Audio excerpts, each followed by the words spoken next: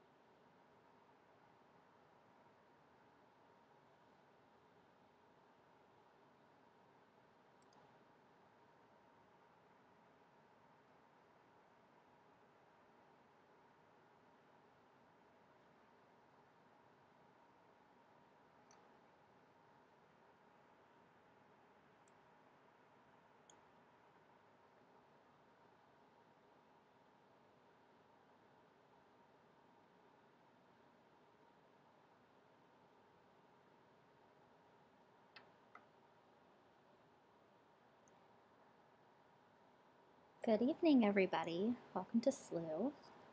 I am Dr. Paige Godfrey. I am an astronomer here at Slooh and running the Research and Education Department. And if you're listening tonight, you are listening to my Intro to Astronomy course. Every Wednesday at 7:30 p.m. Eastern Standard Time, I come on and talk about different things starting from within our own solar system, and we're going to be branching outward every week, talking a little bit more about what's out there. We're going to do some cosmology, we're going to do some supernovae, and tonight we're going to talk about our nearest stellar neighbor, the Alpha Centauri system. So this might seem a little specific compared to some of the other broadcasts I've done where we've talked about the moon and we've talked about the structure of the solar system, and last week was asteroids. But this particular solar system is important mostly because of its proximity to Earth. So we're going to get into a little bit about what composes this particular solar system and why the stars themselves are actually very important for study, but just based on how close it is to Earth, and it's the closest solar system to us, aside from our own, makes it very important for astronomical study. So I'm going to screen share with you tonight, and I will switch that on right now. Here we are. So hopefully you can see my screen. I'm going to be going through some different screens, some images, some diagrams. I'm going to be poking around the Slooh website just to help kind of aid what I'm talking to you about. So the Alpha Centauri system is called a system because it's actually a triple star system. So it's not just one star, it's actually 3 stars, but the main 2 stars that make up the system are known as Alpha Centauri. And then the 3rd star in the system is called Proxima Centauri. And now you might be wondering why there's the 2 stars have one name. They're Alpha Centauri A and Alpha Centauri B. And the 3rd star is a totally different name called Proxima Centauri. And we'll get into a little bit more detail on that later, but part of that has to do with how they were discovered and how the first 2 stars were discovered before the 3rd star. And each star is distinct in its own personality. It has its own sort of character in space. They have different properties, different temperatures, different sizes, and we're going to go through each individual one at a time. So the first star, Alpha Centauri A, is also known as Radial Centaurus. So if you're looking on Slooh.com and sorry, I'm scrolling right now to find an image that I had wanted to bring up, but I think I lost the image. But if you're looking on Slooh.com and you want to image this star, I'll go back to Slooh and show you. You're actually going to look for what we call Radial Centaurus. And so if I go to the Browse Slooh 500 and stars, I can't unfortunately show it to you tonight, the actual star system, because it's not observable at the moment, but it will be. And you're going to scroll all the way down right here to R. So you can see we have it listed as Radial Centaurus, in parentheses Alpha Centauri, and above it is the third star in the system that I mentioned, Proxima Centauri, also known as Alpha Centauri C, is another way you could think about it, since I said we have Alpha Centauri A and Alpha Centauri B. And the reason that we don't have Alpha Centauri B all by itself for observing is because A and B are pretty close to each other and they're hard to resolve. This is what makes this star system particularly so bright in our night sky. It has to do with its closeness to Earth, but it also has to do with how close the stars are to one another that makes them look brighter. So when we talk about the closeness to Earth, so we're particularly going to start with talking a little bit about Alpha Cent A. I'm going to abbreviate Centauri to Cen just to make my lingo for the night a little bit easier. Alpha Cent A is the third brightest star in the night sky. The southern sky, that is. So you would want to be looking through our Chile scopes at the moment because it's only visible down in the southern hemisphere. But when we say it's the third brightest star in the night sky, we're referring to its apparent brightness, or how bright it appears to us on Earth, which is affected by things like its distance. And then if we have intrinsic brightness, we call it its absolute brightness. That's how bright an object is entirely due to its own mass. So based on the size of the star, it puts off a certain amount of light. Now, if you bear with me and look at the image that I have up on the screen, we're showing the Sirius constellation. And on the left of the screen, on your left, if you're looking at the screen, there's a bubble that says apparent magnitudes, magnitude meaning its brightness. And then on the right bubble, we have the absolute magnitudes. So in the left bubble, the apparent magnitudes is how we see these stars from Earth. This is what they look like to us. The star Sirius is much brighter than the rest of them. But if they were all equidistant to us, so if they all actually lied in the same plane, then we can see that Sirius is actually much dimmer than the rest of the stars in the constellation. They're actually much brighter intrinsically, but they're so much further away that they appear dimmer to us. Another way you can think about this is headlights on a car. If there is a car that is 10 feet away from you and the exact same car 2 miles away from you, intrinsically their headlights are the same brightness, but the car that's 2 miles away from you, the headlights are going to appear much dimmer than the car that is only 10 feet away from you. Similarly, if you have a car and a massive truck next to it that are both 2 miles away from you, when they're equidistant, or even if they're both 10 feet away from you, the truck's lights are going to look so much brighter because they are, and the two objects are at the same distance away. We don't often use the term absolute magnitude because so much of what we do when we observe space, we do it in a geocentric way, where it's from Earth. We've talked about this a little bit when I mentioned the synodic and sidereal rotation. When the sun rotates, we're also rotating, and so we have to take that into account. And so things like that, based on our position in space, we have to make adjustments. And so often when we talk about the brightness of an object, we're referring to its apparent brightness, just so you're aware. The Alpha Centauri system in particular is only about 4 light years from Earth, about 4.37 to be specific for the actual 2 Alpha Cen A and Alpha Cen B stars. And then Proxima Centauri is a little bit closer at 4.22 light years away. So it is part of the system, but because it's so much further away than Alpha Cent A and B, even though they're orbiting each other, it's orbiting at a distance. So if you look at the image I have up now, this is our interstellar neighborhood. And so the solar system is in red down here in the center. And Alpha Centauri is just south of it, if you can see kind of where my magnifying glass is. Oh, and I can zoom in right there. So Alpha Centauri is closest to us. Now, keep in mind that this is our 3D representation of space on a 2D surface, such as your screen. So it might look like some of these are closer, but really they're not, because they are more distant in the third dimension. And so this is where Alpha Centauri is in our sky, and you can see here, this is why it's visible in the southern hemisphere. Let me zoom back out. So if Alpha Centauri were actually further away from us, it wouldn't be the third brightest star in the night sky. It's not that it's such a huge star that it looks so bright to us, it's that it's actually just so close to us. Alpha Cent A is also a star much like our sun. So we have the stellar classification system, which I'll touch on in another course, but basically the letters that we classify our stars at, we categorize them, relate to their temperature. And so our sun is called a G2 star, and it's a yellow star. And Alpha Cent A is much like our sun. It's also a yellow G2 star. It's about 25% larger than our sun in radius.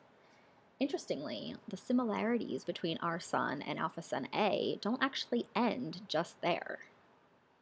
On our sun, the corona is the outermost layer of the atmosphere.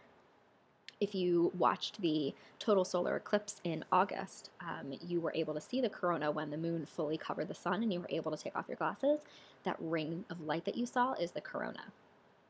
Below the corona, deeper in towards the core of the sun, is the chromosphere.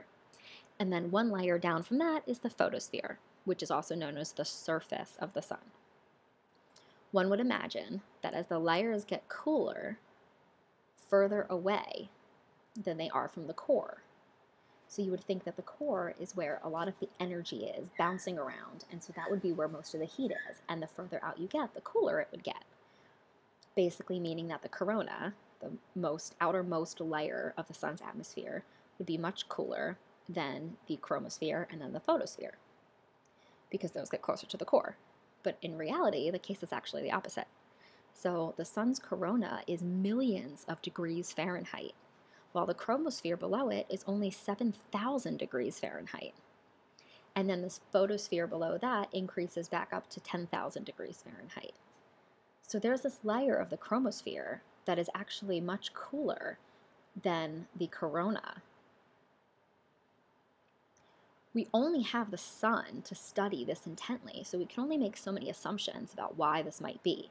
The current thought is that the hot corona layer is due to the magnetic field line activity on the outer skirts of the sun. So you can actually see in this image that I have pulled up here, where I'm showing you the different layers, the corona, we have the chromosphere, which is broken into the upper chromosphere and the lower chromosphere, and then the photosphere, which is the surface of the sun. And so these degrees are in Celsius. But the corona, you can see the solar flares that are popping off of the sun here, and these are due to the magnetic activity that is around the sun. This causes the sunspots that we see in the solar telescope. And actually, I'm going to pop back to Slooh because there was a really good sun image shared today on the highlight reel. So I'm going to see if I can find it. I know there was more shared more recently, so I might have to go back one or two. Oh, here we go. So here are some sunspots. You can see some lighter regions, some darker regions. The darker regions are a little bit cooler. That's where some of the photosphere is, some of the energy is being pulled off of the sun, in the plasma is being pulled off in these magnetic field lines. So when they're on the side of the sun, like around here, we call them a prominence, they can connect back onto the sun, kind of forming like an arc. They can also shoot off of the sun, which we call a solar flare, which is what comes towards Earth and can cause power outages and things like that. But these are due to the magnetic activity, and so this magnetic activity is what we think is causing the corona layer to be so much hotter. But Alpha Centauri, the system I mentioned, is so important because they actually found on Alpha Cent A another cold underlayer just like we have on the sun, which makes it now that this feature of our sun, this colder chromosphere layer, is actually not as unique as we thought it was. So now we have another laboratory, if you will, for studying the causes of this kind of activity. Alpha Centauri b is an orange star. It's a K2 type star. So if you're following the stellar classification scheme, it goes from O down to M, where O is very, very hot and M is much cooler. And then we have the brown dwarfs, the low mass stars and everything, which are even colder. But so it goes O, B, A, F, G, K, M. And so, like I said, the O stars are very hot, but the G stars are hotter than the K stars. That's the order of the classification scheme. And I'll just tell you that as an astronomer, my entire alphabet is so messed up. So don't feel bad if it confuses you too. But the G stars are hotter. So Alpha Centauri A is a hotter star than Alpha Centauri B. Alpha Centauri B is slightly smaller than the Sun, whereas I mentioned, remember that Alpha Centauri A is about 25% larger. Alpha Centauri A and B were reportedly discovered back in 1689 through a 12-foot telescope. And that's when they were thought to be a binary or a two-star system. So you're looking in this image here of the relative size of the Alpha Centauri system. So our Sun is on the right for reference, Alpha Centauri A all the way on the left, which is 25% bigger, and Alpha Centauri B, which is a little bit smaller. So back in 1689, just these two, Alpha Centauri A and B, were discovered. And it was only the second binary system known at the time. And then it took another 200 plus years for the third star, Proxima Centauri, to be discovered, which then determined that this system was actually a tertiary or a three-star system. So all these stars are in orbit about each other. They're gravitationally bound together. That's what makes them a stellar system. And you can see in this image, there's little Alpha Centauri BB, the little planet right here. And actually, we also know now about a planet around Proxima Centauri, which I'll talk about a little bit later. Proxima Centauri is a red M dwarf star. So I mentioned in the stellar classification scheme that we go from O down to M, where M is much cooler than really, really hot O stars. So Proxima Centauri is an M dwarf star, about 7 times smaller than the Sun. It's actually only 1.5 times bigger than Jupiter. It's technically the closest star of this entire star system to Earth. It's only 4.22 light years away, where Alpha Centauri A and B are 4.37 light years away.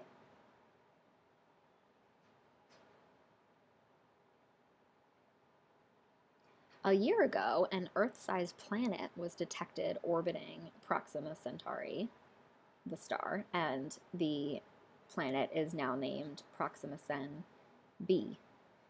So when this is a whole nother night, but when we name stars and planets, we use the alphabet to describe which one it is. So for stars, we have capital A, capital B, capital C, etc. When we do planets, we do lowercase a, b, c. So Alpha Centauri capital B is the star, and then Alpha Centauri capital B little b is the planet. So Proxima Centauri is the star, and then the planet around it would be Proxima Centauri lowercase b.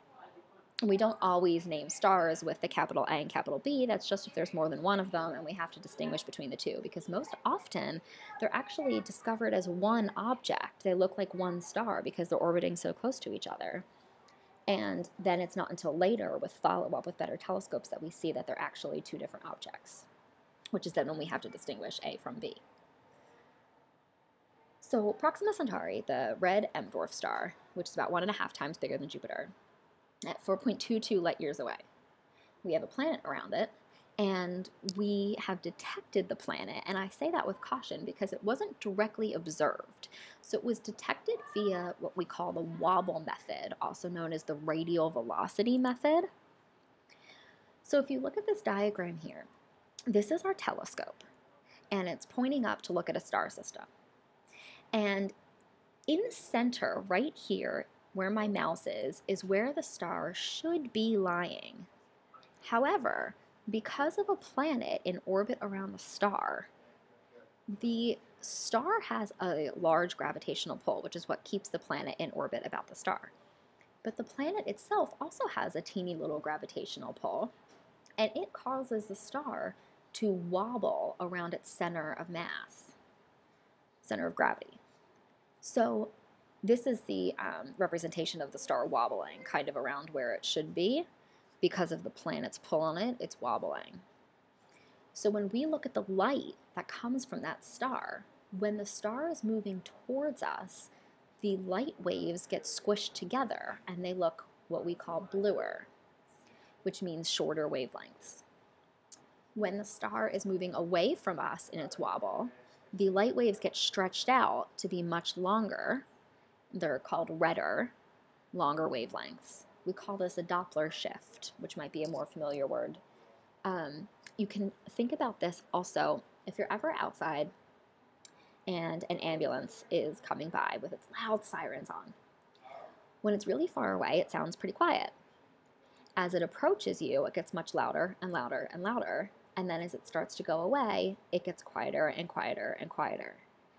As it's approaching, the sound waves are getting shrunk into shorter wavelengths, and as it's pulling away from you, the sound waves are getting stretched out into longer wavelengths. So we see the same visual effect with light, and we can tell that a star is wobbling because what we would expect its light curve to look like is on one hand squished and into shorter wavelengths, and on the other hand stretched, and we know that this is because there must be something orbiting around it. If what was orbiting around it was a star, we would likely be able to resolve it in a telescope. But if we cannot, then we know that it was a planet. And also, based on how much it's wobbling, we're able to determine the size of the planet that must be causing the wobble. So here is another representation of all this, and this figure's a little bit scary. It's a lot going on, so bear with me for a second. When I mentioned we called it the radial velocity method, the star and the planet are orbiting their their common center of mass. So the star has its own center of mass and the planet has its own center of mass, but together the system has a common center of mass which takes into account the mass of the star and the mass of the planet. So we have in this second row here what looks like orbits. The star is this puffy red object. This gray dot in the center is where the star would be. Because the planet around it, this blue dot, is orbiting, the common center of mass is here, and the red, the star is not red, but in the diagram it's depicted as red, is why I'm calling it red, is orbiting about the center of mass. So as the star moves away from us in its wobble, the light waves leaving the star are stretched and move towards the red end of the spectrum. They're longer wavelengths. And then the star is back just straight ahead, looking normal to us. And then when it comes around again, the other side of the wobble, and it is moving towards us, the light waves are squished and bluer and shorter. And this looks like this up here in the top row. This is the spectra that we get from stars, the light curves. And so the spectral lines, you can see the rainbow, which is all of the colors. The black lines are called absorption features, and the light is being absorbed by the different molecules in the star's atmosphere. When the light from the star is shifted to the red end of the spectrum, to longer wavelengths because the star is moving away from us, we see that these absorption features are shifted towards the red end of the spectrum. So probably the best one to look at is this line here in the red. I'm all the way on the left-hand side of the screen right now. This line here in the red, which is when the star looks normal to us, is shifted, look, all the way here towards the redder end of the spectrum. Then we go back to normal, and then when the star is moving towards us in the wobble, they're shifted to the bluer end. Look, this blue line right here isn't even on the chart anymore, and you can see these two blue lines, which were in like the lighter aqua blue, are more in the deep blue now. So this is what we're referring to when we say that they move towards the redder and bluer end of the spectrum. So this is how Proxima Centauri b was detected, is by this wobble radial velocity method. Proxima Centauri is about 1.3 times the size of Earth, which means that it's a rocky planet like our Earth is. So when we have gas giants like Jupiter and Neptune, they are much, much larger than Earth. Proxima Centauri orbits about 4.5 million miles from its host star and completes one orbit every 11.2 Earth days. Earth, if you're familiar with the astronomical unit, is 93 million miles from the sun. But because Proxima Centauri, the star, is so much smaller than the sun, Proxima Centauri, the planet, is actually still in the habitable zone around its host star, even though it's so much closer in. Because the bigger the star, the more heat it puts off, and the further away a planet has to be in the safe habitable zone, where liquid water is capable on the surface. That's how we define the habitable zone. So because Proxima Centauri, the star, is so much smaller than the sun, a planet has to be so much closer into the surface in order to be able to host that liquid water. If Proxima Centauri was 93 million miles away, the way we are from our sun, the water would likely be ice. But because of how close Proxima Centauri is to its star, it's also likely tidally locked to the star, meaning that it always shows the same face to the star. The way our moon only shows one side of itself to us on Earth, it's tidally locked to us. So this is the current habitability issue with M-dwarf star systems that host planets. Small stars, really small stars, low mass, like M-dwarfs, they're a really hot field of study for planets orbiting them right now and potential life. But one of the issues is this tidal locking, because things get all sorts of crazy weather-wise when only one side of the planet is getting direct solar heat. Right now, we're passing through the tidal radius of the entire Alpha Centauri system. So the Alpha Centauri sphere of influence, the sphere of influence of the entire stellar system, is about 1.7 parsecs, or about 350,000 AU. I remember I just mentioned 1 AU is 93 million miles. So, I mean, we're talking really, really huge. Anything within that 1.7 parsecs is anything that is part of the solar system. Outside that range, though, there could be something like our Oort cloud, like what we have. If you remember that interstellar asteroid that flew through our solar system just back in October, it doesn't trace back to an Alpha Centauri origin. They've already looked at that. But it would be interesting to continue studying this interstellar asteroid, because since we're passing through the tidal radius of Alpha Centauri, there's a chance that we could see more visitors like that if Alpha Centauri has an Oort cloud. The objects could get kicked out and maybe come pass through our solar system the way that other interstellar asteroid did, though we know that one didn't come from Alpha Centauri. If we look at the location of our Oort cloud, our sun is in the center here. We have all of our planets. Pluto is about 39 AU away from the sun, where Earth is 1 AU. And so our Oort cloud is all the way out here. It spans from 1,000 AU to 100,000 AU. 100,000 AU is half of a parsec. And then you can see where Alpha Centauri is in proximity to our Oort cloud. And so if Alpha Centauri itself has an Oort cloud, we are not far from going through it. And maybe we might get some interstellar asteroids to study. There's some hype about visiting this star system, which I'm sure everybody's wondering. It's so close, why haven't we gone there? Well, we can't. If you look at this graphic here, you can see where Voyager 1 is, which is the most distant spacecraft right now. It's actually leaving our solar system. It's entering interstellar space. Interstellar space starts where the Oort cloud is. So yeah, the Oort cloud does form a sphere around the sun, but it's not in our heliosphere. It's not considered as part of inside the solar gravitational field. It is outside of the gravitational pull of the sun. So Voyager 1 is already entering interstellar space, and it's not even close to Alpha Centauri. That's how far away it is. There is hype about trying to visit the system. but there's more hype about trying to better image this system. One project in particular, they're called Project Blue. We did a show about them actually back earlier this fall, and so if you go to Slooh.com and the live casts, you can browse live casts. Sorry, I might have gone through that too fast. Over here on the left nav bar, there's live casts, and you can see highlighted here where you can browse our past live casts. So I know that it was a few ago, so I'm just going to keep flipping over. Looking for another pale blue dot. So we did show, oh, actually I can't play that because then I'm going to start hearing the words, but it's called Looking for Another Pale Blue Dot. And this Project Blue, they are planning to take the first picture of Proxima Cb using an exoplanet imaging telescope that they're going to send into low Earth orbit in about 2021, hopefully. So just about 3 years away, we might have an image of the first habitable planet outside of our solar system. So remember, I said that this planet was just detected. It hasn't been observed yet, which means that this would be the first image. We're still going to wait about 3 or 4 more years before we can even get it.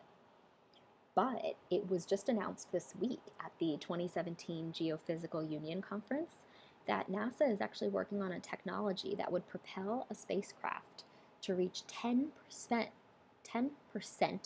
sorry, of the speed of light. And I mean, that's fast. That doesn't sound very fast, but that is really fast. And that would mean that we could maybe get to Alpha Centauri at that speed. So this is a whole if. But if they're able to achieve that technology, the goal is to have it ready by 2069 to send to Alpha Centauri to examine the system. That would get there before Voyager 1 will get there, and Voyager 1 is already entering interstellar space.